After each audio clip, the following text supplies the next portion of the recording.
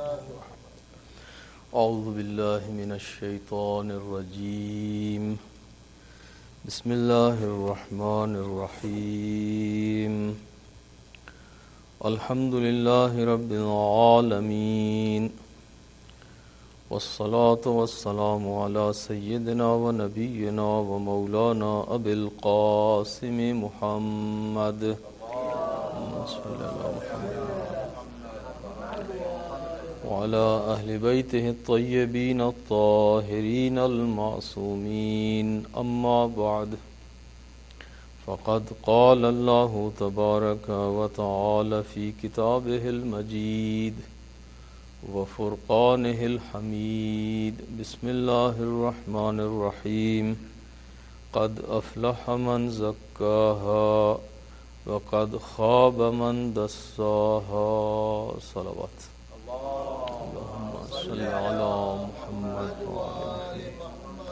Dear brothers and sisters in Iman, I have recited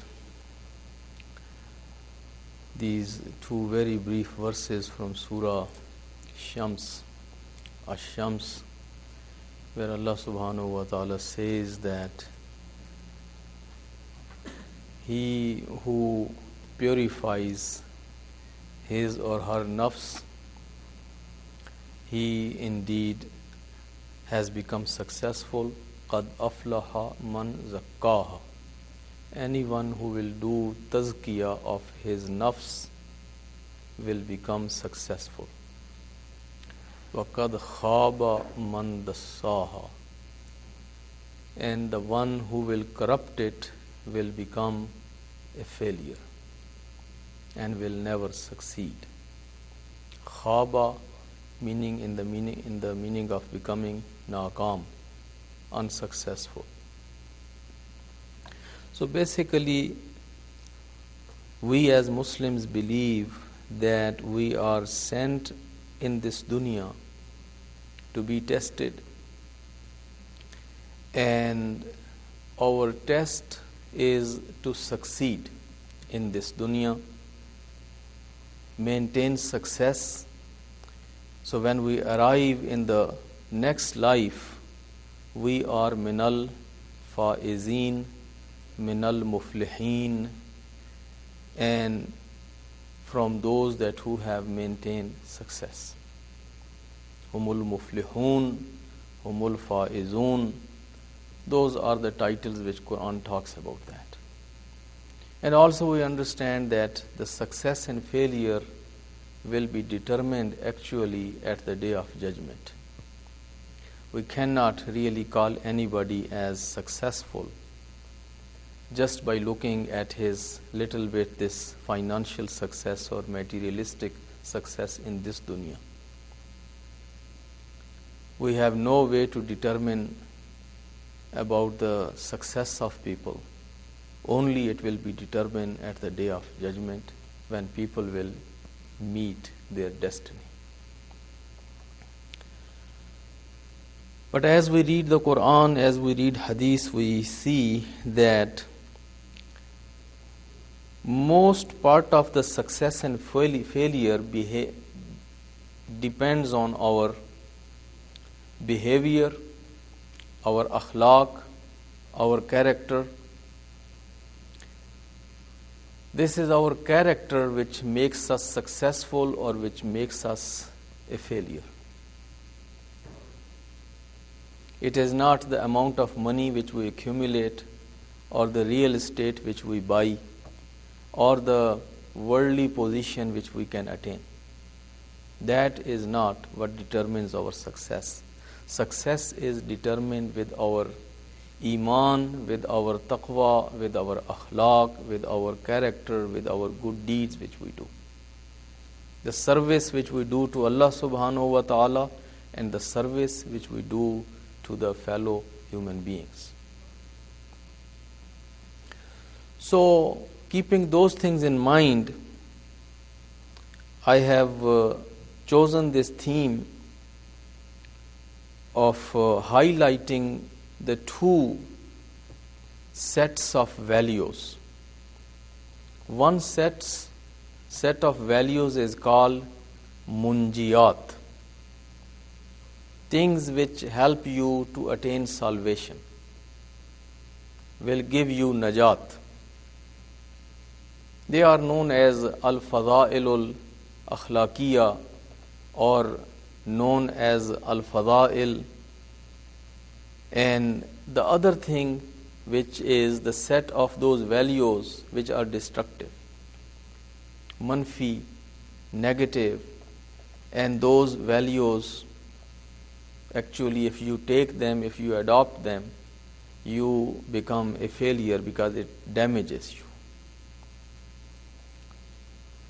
So in these discussions, inshallah, I am going to review with you some ayat, some ahadith, some work of ulama in the area of akhlaq, to see that how can we make sure that we become successful in this dunya and in the next one. We become accomplished, we become those people that who have great character, great spirit, great behavior, and we avoid from those pitfalls that we become a failure in our life. First, I am reading one hadith from the Prophet, and then inshallah I will share with you the hadith from Imam Hassan al-Mujtaba alayhi salatu wassalam. Allahumma salli ala Muhammad. And these are the two ahadith which I am sharing and saying in the beginning. Then from tomorrow inshallah we'll have more discussion. قال رسول الله صلى الله عليه وآله وسلم الناس كلهم هالكون إلا العالمون. Prophet says that people all together, they are going to be destroyed and they will be failures. An-nas kulluhum halikun. People all together. Because of their behaviors, because of their mistakes which they make, because they prefer always this dunya over the akhirat, and they get into temptations. So finally what will happen? Kulluhum halikun. It is not only the hadith. If we look at the Quran, wal asr innal insana lafi khusr. Quran is saying innal insan lafi khusr. Insan, and with al insan, when we say al insan, mean the whole humanity.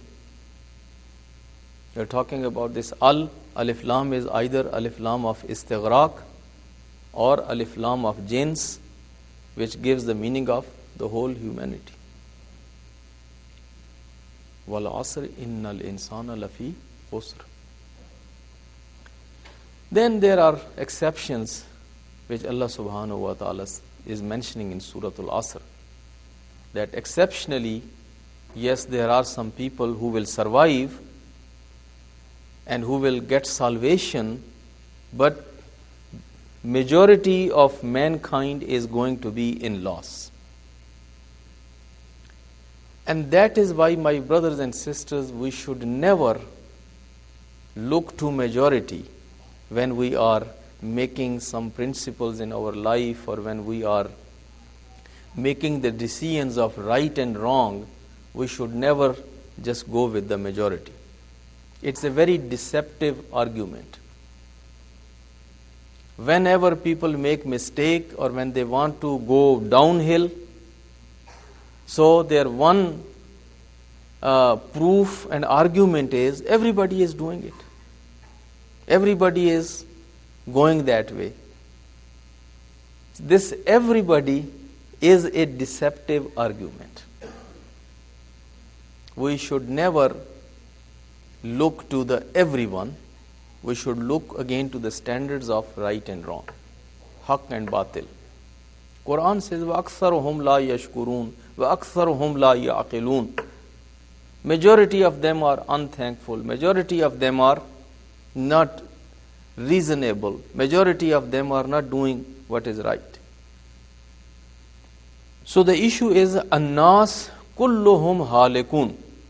Prophet says people as people are in great danger and they are going to destroy themselves. Illal alimun. Then Prophet makes exception. He says except those who have knowledge. Because of knowledge they will survive. As Quran says, Wal asri innal insana lafi khusr. Then it says, Illa alladhina amanu wa amilu salihat wa tawasaw bil haqq wa tawasaw bis sabr. In the same pattern here, Prophet is also making some exceptions. He says, An-nas kulluhum halikun. People are going to destroy themselves except those who have knowledge. Knowledge is a source of salvation. If you have knowledge, at least you know what is right and what is wrong. You know what options you have. You know the consequences of your actions. So knowledge is very useful and very crucial actually to survival. But then, my brothers and sisters, knowledge is not everything. This hadith is not complete yet. You will see that Prophet didn't say only this much, An-nas kulluhum halikun illa al-alimun, and that's it. Prophet says, Wal alimuna kulluhum halikun. Wal alimun kulluhum halikun. And all the ulama will also destroy themselves. Those who think that because they are alim, they will survive, they are mistaken. Wal ulama kulluhum halikun. All the ulama are also going to be destroyed. Illal amilun. Except those ulama who will put their ilm in practice. Those who will act upon their ilm. Only having knowledge doesn't mean anything. Actually, it brings more punishment. If you are a knowledgeable person and then you make mistake, the chances are that you will not be forgiven. Because Jahil has excuse. You don't have excuse. You are alim. So, An-nas kulluhum halikun illa al-alimun wal alimun kulluhum halikun illa al-amilun. And then all the ulama, they are also going to be destroyed, except those ulama that who will put their ilm in practice. And they will act upon their ilm. They will be alim ba'amal. They will be okay. But then, is the hadith complete? No, hadith is not complete yet. Prophet says, An-nas kulluhum halikun illa al-alimun wal alimun kulluhum halikun illa al-amilun. And then he says, Wal amiluna kulluhum halikun. Wal amilun kulluhum halikun. Even those who will put this knowledge in practice and they will be ulama al-amilun, they will be also destroyed. Illal mukhlisun. Except those that who do whatever they do only for the pleasures of Allah subhanahu wa ta'ala. Not to seek good name or fame or control or benefits or all these kind of things. Wal amilun kulluhum halikun illa al mukhlisun. And hadith is not complete yet. He says that even those ulama that who are acting upon their ilm, but if they are acting upon their ilm because they feel they are obligated in eyes of people, to keep their respect in the eyes of people, to keep the respect in eyes of their families, or to seek some materialistic benefits because it is in their advantage. If they do amal on their ilm, it helps them to attain some seniority in their ranks or in their circle of ulama, or forever, whatever the worldly reasons. Halikun. Wal amilun kulluhum halikun illal mukhlisun, except those that who are doing only khalisatan, only for the pleasures of Allah subhanahu wa ta'ala. Their life in private and public is same. Their zahir and batin is same. People like their practice, or people don't like their practice, but their practice is the same. People appreciate them, or people don't appreciate them. Their practice is the same. They don't do things more because people appreciate it, and they don't abandon things because people don't appreciate it. This whole concept of appreciation of people is another big deception. That when we start doing things because people like it. Many of us ulama and our centers and managements and our volunteers and these people who make the programs, their whole criteria is what people like. If people like this kind of a speech, if people like this kind of a speaker, go for it. Bring that speaker because it pulls crowd. It's a crowd puller speaker. It's fantastic speaker. Everybody will come. Masjid will be full. So that is the criteria. Because people will appreciate it, do it. But the concept here is that you don't do things just because people like it. Your criteria as an alim should be what Allah likes. It should be for Allah, not for the people. There is a beautiful story. One alim, they say that he was giving a speech, and he delivered a speech in a big crowd. Hundreds of people or thousands of people listened to the speech. And when he finished the speech, and he was now coming out from the masjid, he saw one old man coming to the masjid. He was late, and he said, he expressed sorrowness and sadness that, oh, I missed the speech. I came all the way, but I'm sorry I was late. And I missed the lecture or khutbah. They say this alim was alim-e-Rabbani. When he saw this old man expressing this sorrowness and sadness, he took him in the masjid and he said, I delivered even my previous khutbah for one, and I am ready to give this khutbah again for one.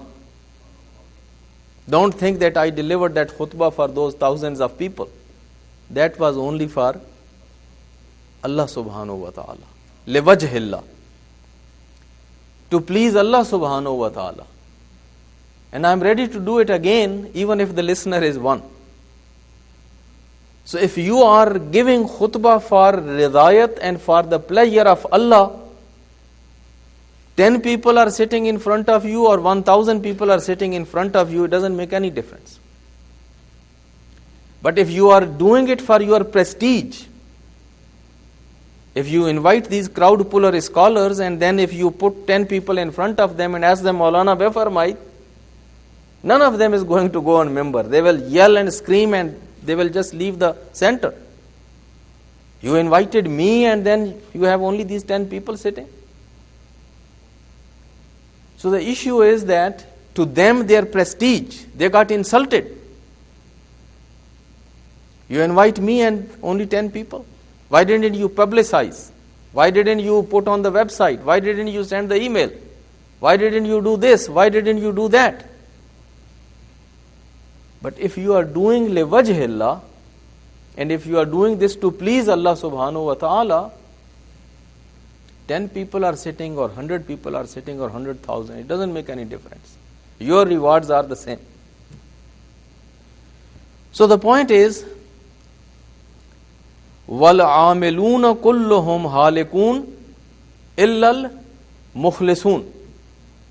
Even those people that who are putting their knowledge in practice, they will be in danger and trouble, except those who are mukhlis.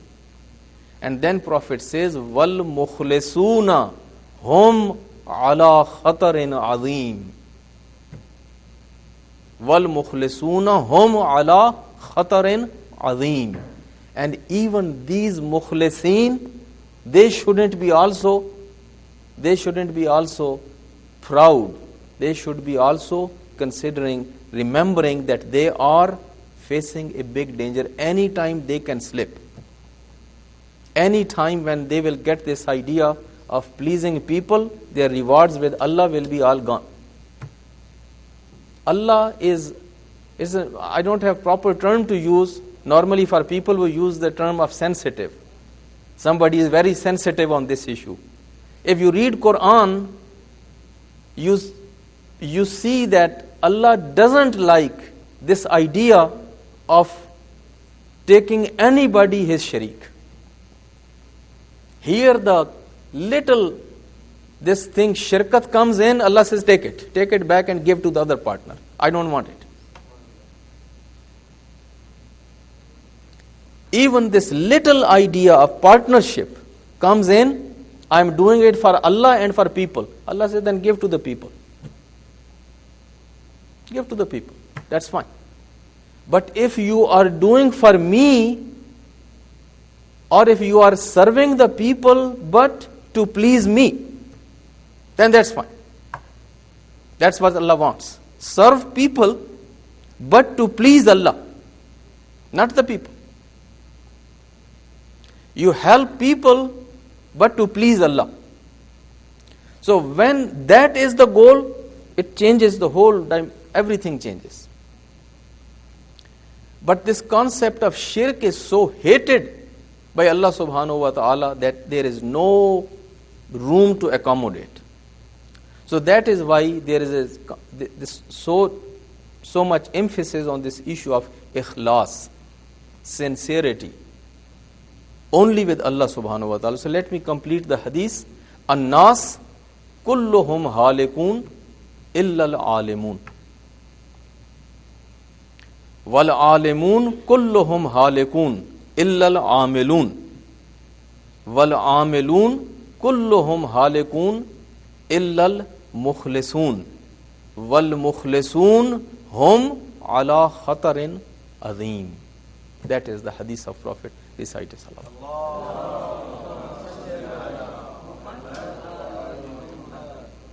So my brothers and sisters, what do we conclude from this hadith? That is that everything what we do only to please Allah subhanahu wa ta'ala. Khalisatan wa mukhlisan liwajhillah. We know that Surah Dahr, we praise up till today Ahlul Bayt alayhimus salatu wassalam for providing only that one piece of bread. Materialistically, if you value that bread which Imam Ali or Hazrat Fatima had provided to that yatim or miskin or asir, what was its materialistic value? One bread. It was barley bread or it was wheat. It was bread made of wheat. It was not any rogni naan. It was not any very fancy or very big kind of fancy bread. It was homemade, a simple bread. But the whole surah was revealed, Surah Ad-Dahr, to appreciate that one little giving. Why? Because those who gave, they made the point that we are Innama nut'imukum liwajhillah. The only reason we are giving to you is the rizayat and the pleasure of Allah subhanahu wa ta'ala. And we don't need your appreciation, your shukriya. La nuridu minkum jaza'an wala shukura. We don't need anything in back, even we don't need one shukriya from you. That made that giving so special that Allah subhanahu wa ta'ala revealed that Surah Ad-Dahr in Quran. So my brothers and sisters, Allah is not in need of millions. Allah is not in need of anything. Allahu Samad. We read in every day in Quran, Qul huwallahu ahad, Allahu Samad. Samad means beniyaz, needless, doesn't need anybody. And then he says in Quran, وَهُوَ الْغَنِي وَأَنْتُمُ الْفُقَرَاءُ. Allah is ghani, you are poor. What can you give to Allah? Do you think that you can give something to Allah? Or you want to bless Allah because you have given something? You are fuqara, you are poor, you are nothing. Allah is ghani. But if you give something, give only for His pleasures. If you offer the prayer, it should be only for Allah, not for show off. If you give a charity, it should be only for Allah. If you fast, only for Allah. If you do Hajj, only for Allah. If you do ziyarat, it should be only for Allah. Even if you build a hospital, go and build a library, build roads, build bridges, build cities, build country. But everything for Allah. Of course, beneficiaries are people. People are going to take the benefit out of it. But everything should be for pleasing Allah subhanahu wa ta'ala. And when we do that, my brothers and sisters, then we identify ourselves with Anbiya, with awliya. Our Anbiya and awliya, this was their motto of life. In Quran we have, قُلْ إِنَّ صَلَاتِي وَالنُّسُكِي وَمَحْيَايَ وَمَمَاتِي لِلَّهِ رَبِّ الْعَالَمِينَ. This is ayat of Quran. قُلْ إِنَّ صَلَاتِي وَالنُّسُكِي. Say, my salat and my manasik, my ibadat of Hajj, mahyaya wa mamati, my life and death. Life and death covers everything. And I'm reading Quran, I'm not reading from Jantri or from something else. This is ayat of Quran. Inna salati wa nusuki wa mahyaya wa mamati lillahi rabbil alameen. Only for Allah. I cannot say I'm living for my wife, I'm living for my children, I'm living for you, I'm living for him or I'm living for her. My life and my death are only for Allah subhanahu wa ta'ala. In order to please my Allah, I am fulfilling the rights of my parents. In order to please my Allah subhanahu wa ta'ala, I am fulfilling the rights of my wife or husband. In order to please Allah subhanahu wa ta'ala, I am being a good parent and I am taking care of my children. When we have that mindset, my brothers and sisters, then yes, we fulfill the rights, we live together, we are kind, we are nice, we are everything, but we don't have this sense of ownership. When we lose them, then we say, Inna lillahi wa inna ilayhi raji'un. Then we say, Inna lillahi wa inna ilayhi raji'un, because our concept of life was everything on lillahiyat. I am not for myself, I am not for my parents, I am not for my wife, I am not for my children, I am not for anybody. I am only for Allah. And these people are also my responsibility, but because of Allah. And when they are, our relationship is only based on lillahiyat.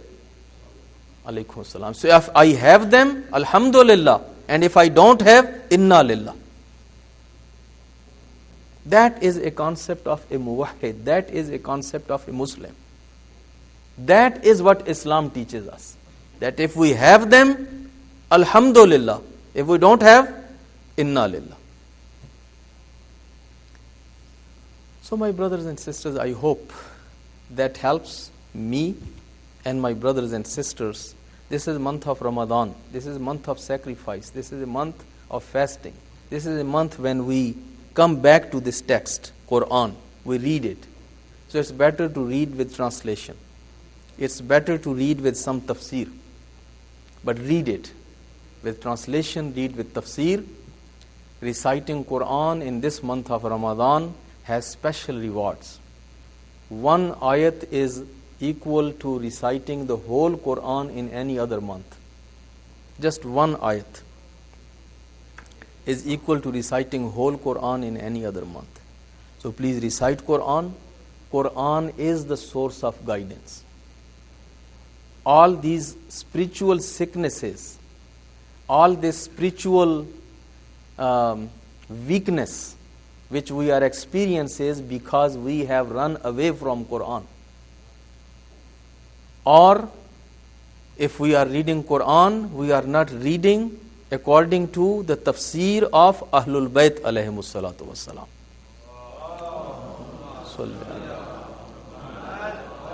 So the month of Ramadan should bring us closer to Quran and Ahlul Bayt, and Quran and Ahlul Bayt should bring us closer to Allah subhanahu wa ta'ala, because ultimate goal is only Allah subhanahu wa ta'ala. Even Ahlul Bayt are not goal. Quran is not goal. Quran and Ahlul Bayt are means. They are not goal. Goal is Allah subhanahu wa ta'ala. Many of us, we sometimes mix up the priorities. Quran and Ahlul Bayt are sources, means, roads, lamps, lights to take us to Allah subhanahu wa ta'ala. Ultimate goal is Allah. Ya ayyuhal insan innaka qadihun ila rabbika qadha. O insan, you are making a struggle toward Allah.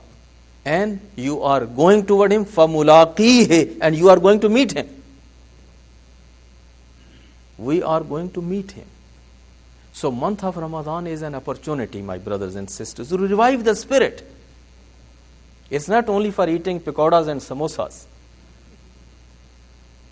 So this month of Ramadan is a month of spiritual revival. We need to revive ourselves, revive our spirit, come closer to Quran, come closer to Ahlul Bayt, and also get involved with the community, get involved with the family, get involved with the society at large. And this is a good opportunity for all of us. Alhamdulillah, we are enjoying every evening, every night, when we all break our fast together in Jamaat. See how beautiful it looks. How much blessing and barakat. When masajid are full, when there are hundreds of people sitting together, praying together, eating together, doing ruku together, doing sajda together. This is what Islam wants to see every day. This is what Islam wants to see every time. But of course, month of Ramadan is special. It is season of ibadat. It is season of Quran. So today I shared with you only one hadith of the Prophet to just set the ground. Tomorrow I will have a hadith of Imam Hassan al-Mujtaba alayhi salatu wassalam. And we will inshallah complete this theme. Basically two sets of values, those constructive values and destructive values. Those things which are called munjiyat and those things which are called muhlikat. Things which help us move forward and things which push us back. We need to know And then of course we need to make dua to Allah subhanahu wa ta'ala that He gives us tawfiq, that we learn the true knowledge, and then we get tawfiq of putting that knowledge in practice. And whatever we do, even little bit, we should do only for Allah subhanahu wa ta'ala, only to seek His nearness, only to seek His pleasures. Recite a salawat.